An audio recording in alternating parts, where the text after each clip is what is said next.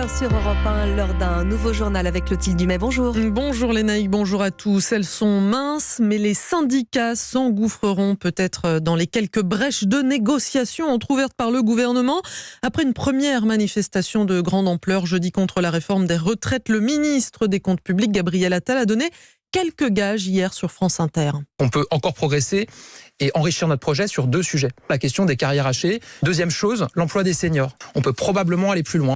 Bonjour Geoffrey Branger. Bonjour. Alors concernant d'abord le deuxième point qui vient d'être évoqué par Gabriel Attal, qu'est-ce que c'est que l'index senior ? Eh bien, les entreprises de plus de 300 salariés devront publier leurs chiffres d'emploi des plus de 55 ans. C'est censé permettre au gouvernement d'améliorer l'emploi des seniors et de redresser la barre dans certaines entreprises.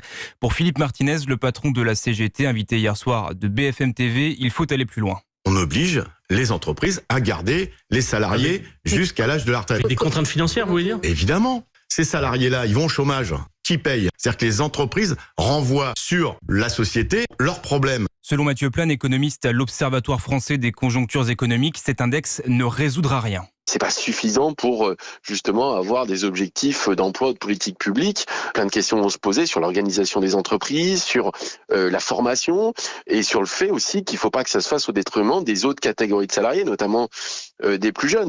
Aujourd'hui, seulement 56% des plus de 55 ans sont en activité. Alors on l'a écouté, Geoffrey, le gouvernement serait également ouvert à des négociations concernant, et ça concerne beaucoup de Français, les carrières hachées. Oui, on parle là des carrières interrompues par des congés parentaux ou encore des congés d'aidants. Aujourd'hui, la plupart de ces personnes touchent une petite retraite. Pour Mathieu Plane, il faut leur assurer un minimum de revenus plus important. Les 85% du SMIC vont être dédiés aux personnes qui ont fait une carrière complète au SMIC.